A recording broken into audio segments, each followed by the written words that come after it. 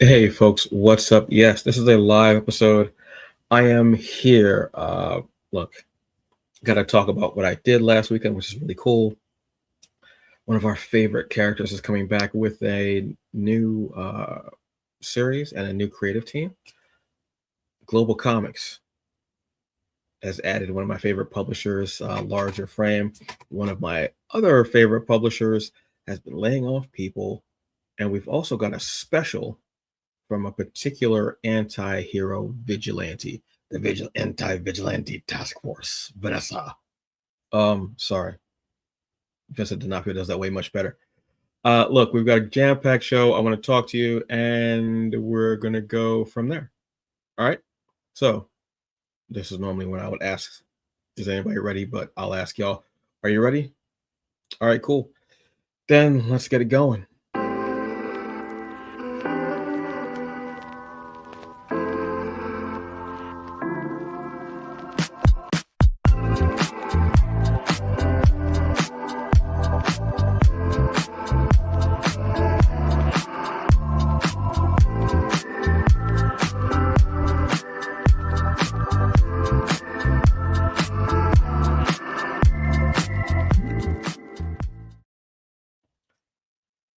Hey, folks, and welcome to another episode of The Hungry Bleak Show. I am Antonio Pomares, aka The Hungry Bleak, the hungriest man in the room. You can take that however you like. So, hope you all had a very nice week. Last week I was not here. It was a pre-taped episode. While you were all watching me, I was in New York for the weekend. Only two people knew that I was in New York. It was a bit of a therapeutic thing. I'll get into that a little bit later in the show. But I hope you had a great week. If you're in the tri-state area, the weather does not care about your life, your health, or your plans. Does not matter. Doesn't care. Doesn't care about whether you put clothes away or not. Doesn't care. You're gonna pull those clothes out. Just have a little bit of everything. Have a little bit of winter clothes out, spring clothes, summer clothes, and fall clothes. Just have that nice little potpourri of clothes out. Doesn't matter. Just wear it because it's gonna change. Doesn't matter. It doesn't matter. But we're going to get through that. And I'm going to talk you through it. All right. I mean, this comic book news, I'm going to talk you through that. What did you think? Relax, calm down, folks, calm down. All right. So let's start with some of the news like I said, I was in New York last weekend. I was there for therapeutic reasons, but I was also there for BookCon. Okay, this is my first time going to BookCon. Um, think of New York Comic Con, but with novels and such like that. Writers, uh, big publishers, small publishers, and it was a crazy event. Just for someone that I'd never been there. Now, first off, they only use they didn't use all of Jacob Javits. They used the lower portion, and they used the upper portion that you have to use escalators, like the Hudson area, such like that. I believe it's called the Hudson area. And they use that. And they, what's up, Primo? Hope you're having a good Friday. Because we all need it. Yeah, so it was a really great event. I actually loved it. It was my first time there. I was there helping a friend, and I was like, oh wow. We walked in and there were people waiting outside. Okay, cool, great. I went outside to get something. I forgot what I went. And I went out and I was like, oh my God, there's even more people. Then there was another line. Then there was another line outside of that line. And I was like, oh, this is going to be crazy. I don't think I want to say Reed Pop is who put this on. And it didn't really make any sense because Reed Pop obviously has been doing New York Comic Con for X amount of years, big events all over the place. They should know better than this.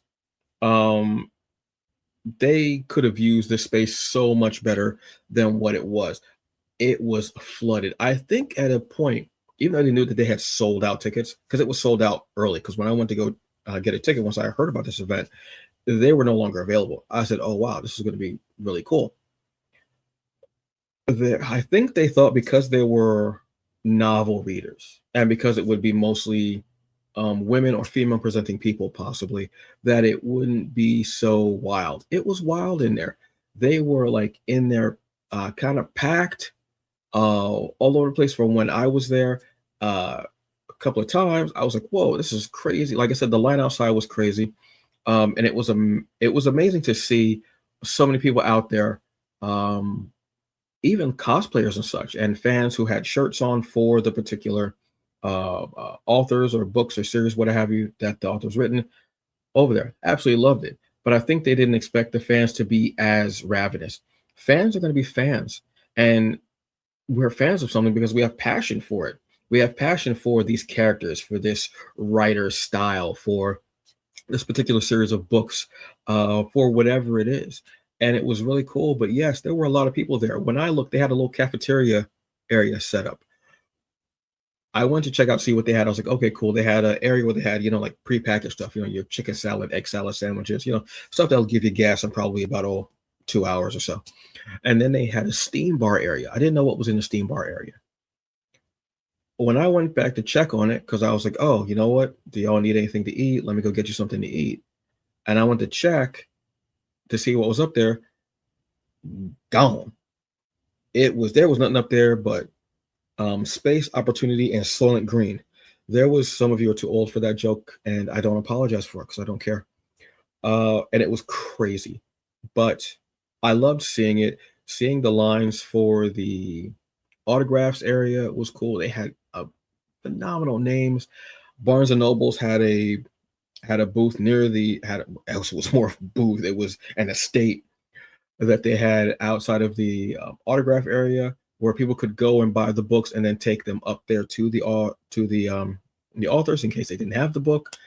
It was crazy, and I love seeing that. I love seeing people's tables get emptied out because people are either uh, past readers and they love that person's work, or they're new readers and they're finding out about these incredible stories in these novels. I absolutely love it. I have to give a shout. I saw one comic book person there, which was cool. Black Tooth Publishing, Omari Malik, outstanding. It was great to see you there as well. Hope you had a great time there, and then having a great time in Brooklyn, when you went, because you were doing two shows at once that weekend. Shout out to your partner, to your girlfriend as well, for I mean, teamwork makes the dream work, and for her teaming and being at Brooklyn and tabling for you, and then going to BookCon and tabling for you, so you guys could switch like flip flop. I thought that was awesome, dude. That's something really cool, and I love seeing couples in geek culture, particularly Black couples, what have you, uh, doing that and being there and balancing and helping each other out, in little tight times like that. I thought it was cool. But I would honestly love to go to this event again. I'm trying to get more into reading novels, as I've said. I do have a summer reading list, which is part comics, part novels. Absolutely, there will be some audiobooks in there as well, folks. I'm not gonna lie. I love me an audiobook. But I thought this was a really beautiful event. I loved it. It was only 2 days. It was Saturday and Sunday. So next year it's going to be on April 10th and 11th, at Jacob Javits as well. Hopefully they prepare a little bit better, give more space. Yeah, there were a lot of things that they could have done better, and Reed Pop, being who Reed Pop is, should have known, truthfully. Definitely going to try and get in here next year because I thought it was a really great event, and I want to see how it goes for the 2027 chapter. So yeah, so that was BookCon. Really awesome. Enjoyed it, and it was a fun show. So now let's get to some more comic booky news, shall we? Shall we? Okay. So Miles Morales has a new series coming.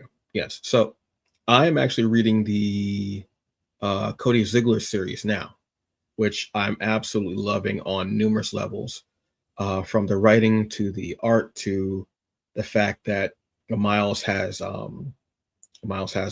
like anxiety attacks that are affecting his spider sense. I think that's one of the most incredible things, because it having myself anxiety and having anxiety attacks, and how debilitating they were when I was in my teens and my early 20s and into my 30s a bit. Not so much now. I've got a handle on it and I know how to counteract it through all those decades of figuring it out. We have a new series that's going to be coming up now. Excuse me. And this is going to be written by one of my favorites. I'm just such a huge fan of this person, and it is Brian E. Hill, uh, who was writing Blade. I think I'm having some tough gold. Oh, there it is. Who was writing Blade, and a litany of other things. As far as if you want to go superhero, Blade also wrote Batman and the Outsiders when it was Black Lightning heading the team. Uh, I'm excited for this. I want to see where Brian's going to go with this series. Um, I'm just really excited about this. With the last run for Miles, he went through having the anxiety attacks, but he went to Wakanda. He's been a vampire. He's got a lot going on. He's got a lot going on. But in this new series, that's going to be coming out in August, which I have a lot of reading to do because I'm on volume 2, the second arc of Cody Ziegler's run, and I think there were 8 arcs. I want to say eight arcs total for him. I'm not mad about that at all because it gives me time to really enjoy this. But Brian E. Hill is fresh off of Ultimate Black Panther, which I actually love, and the artist is going to be Nico Leon, who's doing Psylocke Ninja, and they're going to be kicking off a new era uh, for um, for Miles Morales. So basically, what it's saying here is, upon returning to Brooklyn after a chaotic trip to the Ultimate Universe, Miles is inundated. I love the fact that they use inundated. Nobody really uses that word, do they? Does anybody really use inundated? I don't think they do. I'm sorry. Is inundated with the trials and tribulations of the teenage superhero struggle, fighting through supervillains and homework, and still finding time to date. Excuse me, still trying to die for a date night or dinner with the folks. So it's a bit of an unwelcome surprise when a dangerous secret from his father's shield past returns with a vengeance and threatens the lives of everyone he holds dear. I'm excited for this. I read those Saladin Ahmed series and enjoyed it, but the Cody Ziegler series is hitting me even harder. Like I said, the art feels so incredible and so amazing because it is dynamic, fresh, and kinetic kicks, and it feels like a Spider-Man book because it's a bit more action oriented with the art, but still has it. Like I said, the fact of the anxiety attacks and that happening. But then I'm going to be getting Vampire Miles as well, which was from the Bloodlust series, excuse me, Blood Hunt series, and that Wakanda. It's going to be a lot going on in there. But this is the cover for the first issue, and you gotta love Miles, man. He's just one of the dopest characters out there. Red and black all the way back in action. I love it. This is going to be coming out August 12th, and I love this. The fact we've had some really incredible writers for Miles. Sarah Pacelli, which that was the yes, but then having Saladin Ahmed, um, having Cody Ziegler, who I wasn't familiar with Cody Ziegler before. Now I definitely am, and I'm looking for Cody Ziegler books to read because I love this one. But then having Brian Edward Hill on this is just incredible. Simone DeMio, who was doing Moon Knight, always back, who's been doing everybody basically. It did this cover. Simone never misses with art. Never, absolutely never misses. Never misses that with art. I'm excited for this. Like I said, all board. Reading Miles right now is really entertaining me, but also kind of hitting me hard. Again, being Afro Latinx and having anxiety, and maybe not having a spider sense, but that anxiety when I was a teen really messed me up because I didn't know what it was and I couldn't figure it out. So I'm excited to see what this next chapter for Miles will bring. It's just legitimate. It's just a legitimate happy, and I want to see what Hill's going to bring to this. Absolutely fell in love with Hill, even more so when he was doing Blade because he had the greatest thing to say when he was actually on the show. I got to interview Brian Edward Hill. Oh my God. He had this incredible thing to say, we don't have to worry about a budget, so we can have them do whatever they want, the characters, whatever they want. And, have the artists do what they like to do. What would they find fun? And then going into that, and I was like, that's a really great point. And some of the things that were in Blade were so astronomical that I was like, if that was in a movie, that would cost so much damn money. So seeing this now and this being a part of my summer, absolutely excited. I'm here for it. Let's go. We're going to be getting Miles Morales August 12th. Is going to be a very, very good time for that. I'm legitimately excited for this. I am. All right. So next up is we have got now you all know I'm a big comicsology person, obviously, right? So comicsology, excuse me, not comicsology, global comics. I apologize, folks. Global comics, which is like Netflix but for comics, as I have said before, and they have used in their marketing. Congratulations to them, and you're welcome. Obviously, they have been adding publishers continuously to their roster, whether it's something that you can just stream on them, or whether it's something that you can actually watch. Excuse me, or something that you can actually purchase and read from them. Um, they've been doing such a phenomenal way with this. Well, now they have a new roster, a new publisher, which I'm an actual fan of, huge, which is Valiant Comics. So they've got basically Alien Books. Alien Books purchased Valiant Comics. I'm trying to think of how long ago it was. Can't remember how long ago it was, but it was maybe a few years ago, I want to say. Well, now they have all of their books. They have Alien Books and the Valiant Books, which is a huge undertaking because, well, that's a lot of books, folks. So what that means is you get Bloodshot, you'll get Archer and Armstrong, which is, if you have not read it, is one of probably the funniest books out there. You've got Renegades. You've got, what else is there?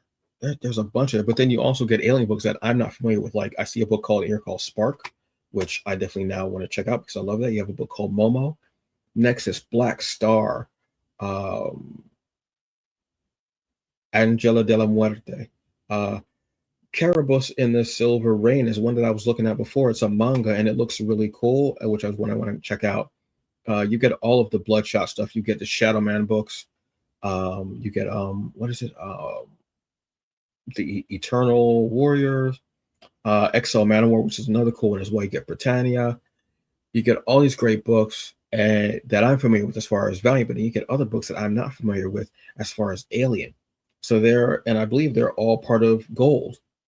Yeah, so if you have the Gold membership, you'll be able to actually stream these in essence, again, similar to Netflix. You get to stream them and read them with your membership. You can also, if you choose, you can also purchase them as well for whatever fee that there are. Sometimes they'll actually have sales. If you do want to purchase books through here, there will be sales where you can, get a certain amount off or whatever percentage off it. Excuse me, it is. I know for a while they had a thing with a streak where if you read a book on there for 7 days, you got a comic for free. Because I got Batman #1, the most recent series, for free after I read for, I think it was maybe a week or 2 weeks. I can't remember what it was, but I was reading and it just popped up in my purchases, and I was like, oh, okay, cool. Ninjak, Faith, oh my God, you get Punk Mambo, you get all these great things under Nocturnal. What is that? Yeah, there's so many books I don't know about as far as Alien books, so I'm excited to see what's going on here. Let me just pop on and see what's going on with Spark. The cover looks interesting. I'm always a sucker for an interesting cover, like character design already. Yeah, I'm gonna dive. I'm gonna be diving into a Spark this weekend probably too, or that might become a part of my reading list. I don't know yet. So yeah, that's another plus of going on to Global Comics. Another one that you can read and have some fun with. Always looking for something to read, right? Always looking for something to read. Gotta have something to read.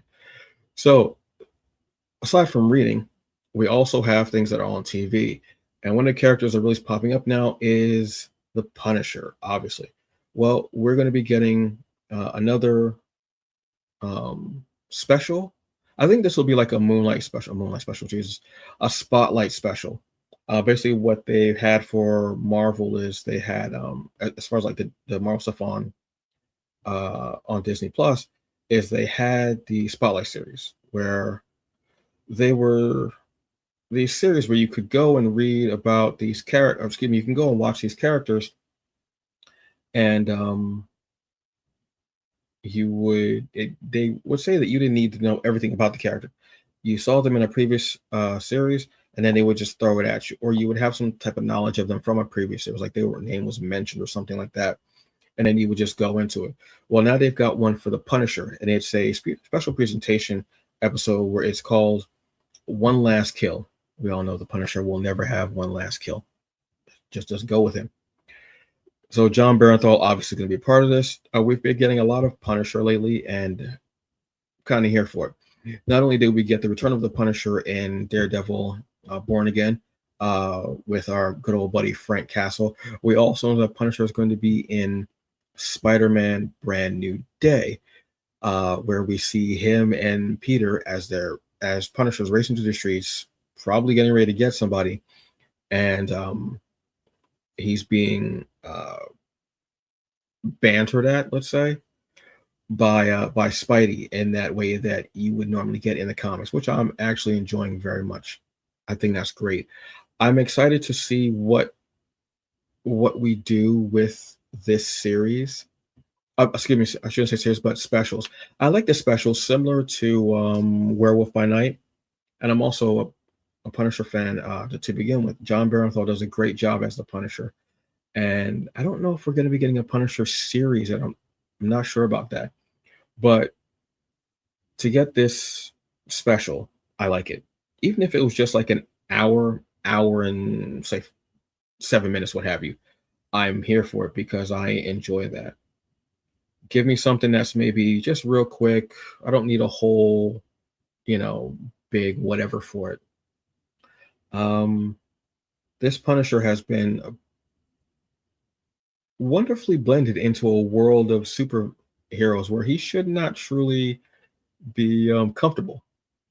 You can always see Frank not being comfortable uh, with them, and there's always a nice tension, especially between him and Daredevil. There's been a great back and forth with him ever since I think it was a third or fourth episode in the old Netflix series where they had this discussion about morality and the two of them going back and forth and discussing what's there. The trailer is actually up on YouTube or it's on the Marvel website if you want to watch it there as well. I want to see where in the timeline this is and how it will feed into, if at all any, how it will feed into the Spider-Man movie. So basically, the overview is Frank Castle returns in this special. One last kill. It looks like it's possibly after everything with the anti-vigilante task force in New York, and it looks like New York has gone all to hell, and Frank, being Frank, ignores certain things, but other things he has to go after. He has to just truly go in there and take it out. I'm not going to show you the trailer because sometimes we have issues with trailers and videos, and then we are not shown anywhere. But I'm excited by this. I think this is going to be really fun. So please go check out this. Like I said, it's going to be May 12th. Robert's going to be talking about this on next week's episode of our Geek Culture Upfronts. Because this is, again, I want to see how this feeds in. Getting back into the MCU where it's interesting, because you want to see where certain characters will fit in with projects ahead of time, knowing that all of them are going to be intertwined, and having the street level heroes right now, who is what we're focusing more on now, with Daredevil, with Punisher, with Jessica Jones, with Spidey, with possible Luke Cage and Iron Fist also coming back, possibly a little bit. We don't know. I have no idea. Yeah, and I want to see if there's going to be possibly a movie or if we're going to be getting another series, another season. It's just very interesting to me. So yeah, I'm kind of here for the MCU again. I want to see what they're going to be doing, but yeah, very interesting. And again, I'm here for it, folks. I'm very much here for it. So something else that we're going to be talking about, let me get rid of this really quick, is unfortunately Mad Cave. Mad Cave Studios laid off, I believe it was 2 editors and some of their staff. Now, Mad Cave is a Publisher that I've talked about, who I am a huge fan of. I absolutely love what they do. But it was reported that they had these layoffs. I hate seeing people leave their job, excuse me, lose their jobs, unless they are people who exactly. But whenever I hear about a company that's really coming up and is knocking against the door of the big two, Marvel and DC, you could even say big three, Image, but Image is creator owned. Mad Cave right now is reminding me a bit of Image as far as having all these different titles and them being creator owned. I absolutely love it. But it was reported for this. So there were another round of layoffs for Mad Cave, including editors James Emmett and Chaz Pangborn, and marketing members and some of the marketing team as well. Anytime that this happens, I also hope that it's a restructuring so the company can thrive and prosper even more. Again, I don't like hearing about people losing their jobs unless they're horrible people. But when there's situations like this, I always think that something is happening internally and they're trying to restructure and anything like that, which is what I'm hoping they're doing. I'm getting new people in, maybe a different perspective, different face. I have no idea, but I feel like in geek culture, this has been happening a bit more. Obviously, we had Marvel. Marvel is, I'm sure, is a different set of circumstances from Mad Cave, but a Marvel laying off like a huge amount of people. As a company that, again, as a company I love and I enjoy, I hope this is something that is going to help them prosper as far as becoming next level, getting other people in. Maybe the marketing wasn't working for them. I don't know. But when we see things like this, we always have to take pause, think about it, watch where things go the next month or 2 months. You may hear more promotions or hear someone else is getting hired or hear this, and that, what have you. So, as a company that I enjoy, obviously I'll be on the lookout, catching out what's going on with them because I am here for them. Introduced to them by um, what series I started with them. There's so many series. My God, I'm trying to think of what was the first series I read from them. But I mean, I'm in for everything. Like Temporal, Eat Your Young, I love. Speed Racer, obviously. There's so much there. So again, hopefully, this is something that's going to be for the better and will help enrich the other company. I want to say hello, Tia Bookworm. How are you doing? Hope you're having a very nice Friday evening. Sit back, eat something really cool, and chill for the night. I'm sure you have earned it. And that's everything for news right now. For comics, that's a lot. It's a lot. That's a lot. So, right, right. It's a lot. I'm just saying it's a lot, right? Well, we're going to talk about a couple other things that hopefully will make you feel a little bit better, make you feel a little more comfortable, and make you a little more calm, relaxed. No, maybe a little bit. Okay, cool. So, excuse me. I don't have any Kickstarters today. Is because I've talked so much about Kickstarters and there's so many out there. And the one that I'm excited about is going to be coming up soon, which is the Ruth Avenue Raiders. That one's going to be a lot of fun. Damian Becton is writing that one. I'm excited for it. But in that time, since we're not going to be talking about that, I want to talk about geeking on a budget. Told you about that before, right? Geeking on a budget.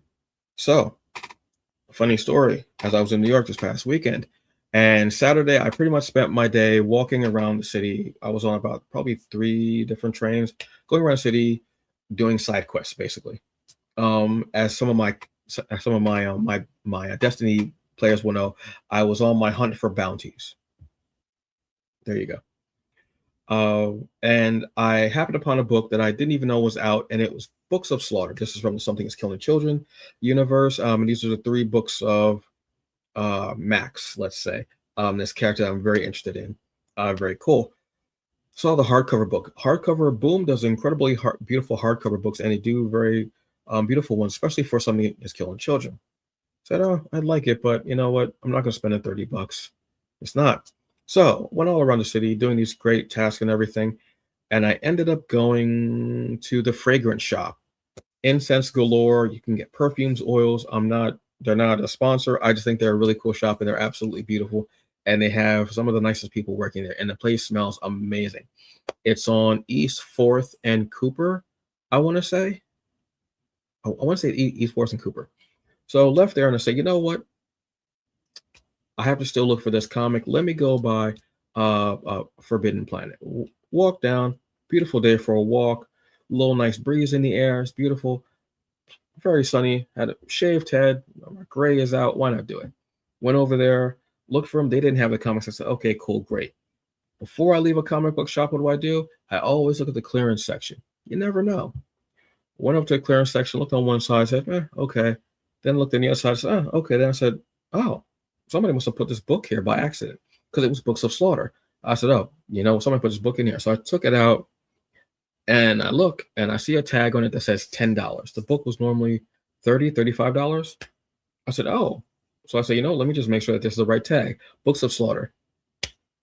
A book that I didn't know was out, but that I was seeing all day. And then my very last stop that I wasn't sure if I was going to go to, but I ended up doing it because I was looking for this comic for a friend and I found this book for $10. And that is now on my coffee table. As you can see on my IG. I have that. I have in the in the Garden of Light and Shadow. I have Temporal, amazing. I have, like I said, Books of Slaughter. I have Ancestral Recall. Also bought this weekend, loved it, so I wanted it on my coffee table. And I have Musa, Lion of Mali from Ray Comics, also hardcover, absolutely beautiful. Before you leave a comic book shop, you go to the clearance section, discount section, whatever they want to call it, the place where they have like trades that are discounted for whatever reason. Maybe they ordered too many. Maybe it was a return. Maybe there's a little nick on the back of the cover, something like that. Something, I don't know. For this one, there's a little bit of a bend in the back, but if I wasn't scrutinizing, I would not have noticed because the book is beautiful. It's pristine. Max is on the cover.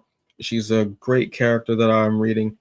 And yeah, I love this. So before you leave a comic book shop, you always go to the clearance section. You never know what you're going to find in there.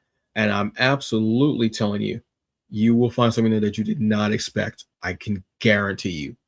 And that's good or bad, what have you. So yeah, go check that out. Something else to check out, your mental health, which is going to kind of tie into what I'm about to say in a little bit, but give me a minute. Also, when I was in New York, I haven't done this in a while, but I had a hungry spot and I've been dying for some Chinese in New York. I've been dying for it for probably a year or so. I haven't been able to just because of time and whatever going on. So where did I go? I went to a place called Happy Family. Happy Family, new Shanghai Chinese restaurant. Yes, absolutely yes. I'd never been there before, but the place looked amazing. It was just so outside, just looked so pretty. I love the red lanterns and everything. Went in, smelled amazing, absolutely. And then I got my food. I ended up ordering, obviously, the General's chicken. My friend ordered, I want to say, chicken and garlic sauce, chicken and vegetable with garlic sauce, I want to say. Got some spring rolls because, I don't eat pork. And the food was absolutely amazing. Piping hot. The egg rolls were so flavorful, delicious. The General's chicken was absolutely phenomenal, crisp, perfectly fried. The sauce was a nice amount of heat and sweetness and a dark hue, which I absolutely fell in love with. I ended up eating all the rice as well. I had the best time with this food. The broccoli steamed to perfection, delicious. I had some of the chicken, and I don't know why my voice is cracked. I apologize. I'm going through puberty for the 9th time this week. Went to have some of the chicken, vegetables, and garlic. Tasted it. Chicken damn near melted in my mouth. It was delicious. And the food was came out so very quickly. It was a beautiful place to be on a on a Friday night. Well, honestly, probably any day of the week, but we just happened to be there on a Friday evening, and it was so beautiful. I would love to go there. I almost ended up ordering fried rice. You know, I love fried rice as well, to see how that was. But they are on 500 West 43rd Street uh, and 10th. So they're on the corner of 10th and 43rd. Go in, have a great time, enjoy. I even had a grape soda. I don't really drink soda like that, but I was like, you know what? I'm feeling myself tonight. Let's have a grape soda, and I did. Beautiful. Like I said, it was very therapeutic. They had a great menu as well. Obviously, they're going to have your usuals, steamed spare ribs. They got vegetable buns there, steamed roast pork buns, steamed pork mini buns. They got all types of buns, shrimp dumplings, everything. They I couldn't even fathom a lot of the menu because I knew I'm either getting chicken fried rice or General's chicken. I'm a simple man with simple needs and simple tastes and simple desires, but my hunger is exquisite and I'm always on that point. So yes, go check out Happy Family Restaurant on West 43rd and 10th. Uh yeah, it's just maybe a few blocks away from Times Square if you're in Times Square. And that's how you get down and you like being in Times Square. I personally do not because I'm New Yorker adjacent and I don't go there because it's a wild scene. So yes, go check them out, please. Beautiful place. So, final note of the show is this is my bleak perspective. So, like I said, this past weekend was kind of therapeutic for me. Um, I was in New York and I ended up staying there from Friday to Sunday, um, which was very different for me because, you know, I am a caregiver. And one of the things about being a caregiver is my time is not mine. My time is my mother's. Uh, ever since she had her health issues. Um, and I didn't know if I was going to be staying to begin with. I I packed things just in case. But when I did, and she was good. She was safe. She's doing so well. I'm so proud of all uh the the progress that she's made. It's I'm not gonna cry, I promise. But it's so beautiful to see her do things and try things that she's maybe not sure that she can do since her health woes. And to see her try to do them and how happy she is doing it, it really does. I'm gonna try not to cry. I promise I'm gonna try not to cry. But it just makes my heart feel really good. So I'm in New York, helping my friend, uh, and just being out and spending the whole day just being out. And Saturday, like I said, went help my friend again. Did I say, you know what? I'm just gonna walk around New York. I've got these things to do. I've got things to look for. I've got to make moves. It's New York, baby. They got to make moves. So I'm all over the city. I'm in Midtown. I'm in Uptown. I'm downtown. I'm all around the town. I didn't go to Chinatown, but I should have because now I'm hungry and I want some of that. All over the place, and um, it gave me time to really think because someone said something to me. They said, "You're not really letting yourself enjoy things as much as you should because you're so busy like taking care of and pleasing other people." And it made me think a lot. So I spent a lot of time that day being around the city and thinking, and being on the train and thinking, you know, looking at comics and thinking. And then I realized the process of me thinking, the process of me trying to figure everything out, and the process of, is that true? Do I even know how to truly, completely enjoy something and let go and not feel selfish for it? And it's very difficult. And I realized that that's what I've been doing. I don't get to enjoy things 100% as much as I do because I'm always ready to do something. Even when I was in New York and I was helping my friend and I couldn't really sit because I'm so used to sitting for 5 minutes to having to get up for something. dinner, or maybe there's something at the door, or I forgot to get something, or I got to get back and get something, or my mother might need something and I don't want her to get up if she's already resting. Back and forth all over. And it made me realize that. And it made me let go a little bit. And I had to really let go. And I'm not used to that now. I realized since my mother's health woes that my territorial nature, my my feral way of being is even more hyped up than it was. So I'm very territorial in particular. I might be quiet. I'm standing there, but when it comes to someone I care about, I'm very territorial. I'm standing there and I'm just waiting for something to happen, or I spring into action. And that's not necessarily a healthy thing. That's not really thriving. That's surviving, and that's really being in survival mode, being in that mode of attack. And I can't really do that all the time. And then thinking about that, it made me think about intimacy, and not just intimacy sexual. I'm talking about intimacy in all shapes and forms, whether it is sexual, whether it is emotional, whether it is mental, letting someone into my orbit. And it's different because, again, it's that protection thing. And being around all the books and seeing all these black women there, which I love, absolutely love. I love when black women are talking about reading books like fantasy or dark romance or horror or sci-fi, whatever, whether it's like novels or comics, like books in general. I absolutely love it. It's so interesting to me. I love hearing about that. I love hearing about how they enjoy a story and why, and what they see in the story and what they don't, because they're going to have a different perspective than me. And I absolutely love that.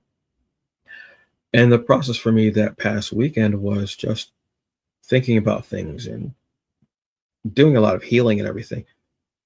I boiled this down to say, trust your process, and how you're healed, but make sure that the process is to help you heal, is to help you be a better person, is to help you truly flourish and flow and enjoy things. Not just hold everything, but actually literally like actually taking it in and enjoying it, whether it's a sandwich when you're sitting in the park, whether it's you're listening to an audiobook, whether you're reading, whether you're watching anime, whether you're drinking some chai and you're enjoying one of your favorite mugs, whether you're wearing one of your favorite graphic tees and one of your favorite hoodies. Enjoy it, flow with it, vibe with it, let it be, stay in the moment. And if you can, let someone that you care about in. Remember what I said before about laughing? Laughter, intimacy, that's big. This, I'm not gonna be funny, but the sexiest thing a woman can do, well, actually, there's two. One is be accountable, obviously, and the other is make me laugh, like legitimately be funny and make me laugh. Because I'm gonna do things to make you laugh, and then she's doing something to make me laugh. That's teamwork.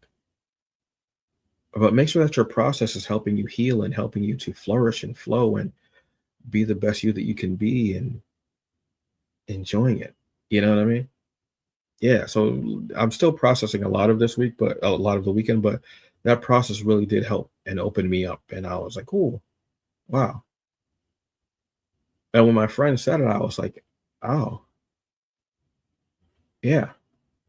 And I had to think on that. I had to think on that a lot. And I'm very happy that it was said to me, and it was said in such a direct way. And yeah, it was very much needed. And I always appreciate that from people who know me and who see me and who truly see you.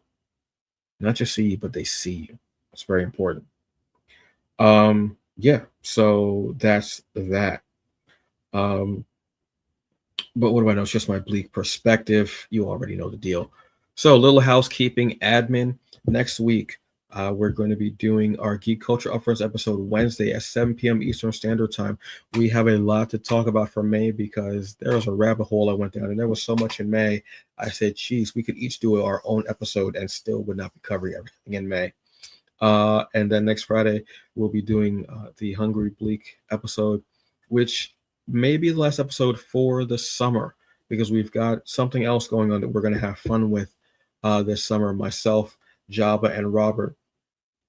This channel is going to be the place where you want to be this summer. This is going to be the fun spot. This is going to be the clubhouse. This is going to be the treehouse. This is going to be the hangout spot. This is going to be it. Between us and some guests, we're going to be having a lot of fun this summer. We're going to make your summer very light, fluffy, airy, like pancakes. It always comes back to pancakes with me, doesn't it?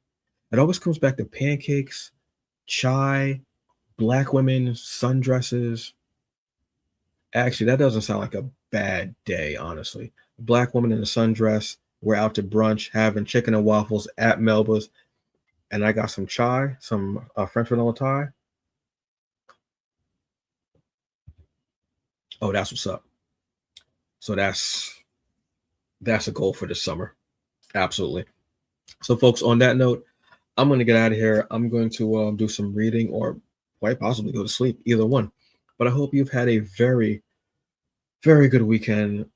Excuse me, week. I hope you have a very good weekend. Please be safe. Drink water. Take your vitamins. Eat your meds. What? Drink water. Take your vitamins. Take your meds.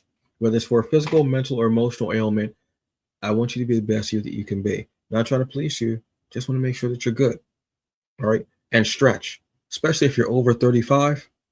Stretch. If you're over 45, stretching is mandatory. What the hell?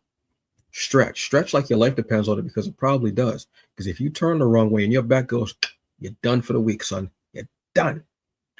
All right. You'll have a very good day. Enjoy the rest of it. Please be safe. I think it's Friday.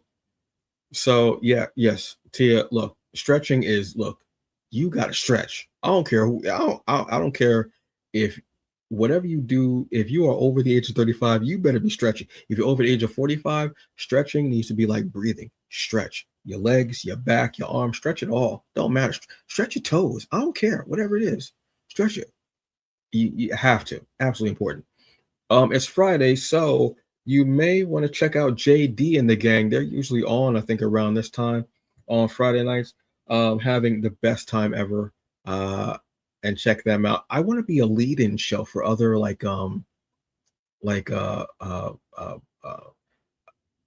geek culture streaming shows that are out here now.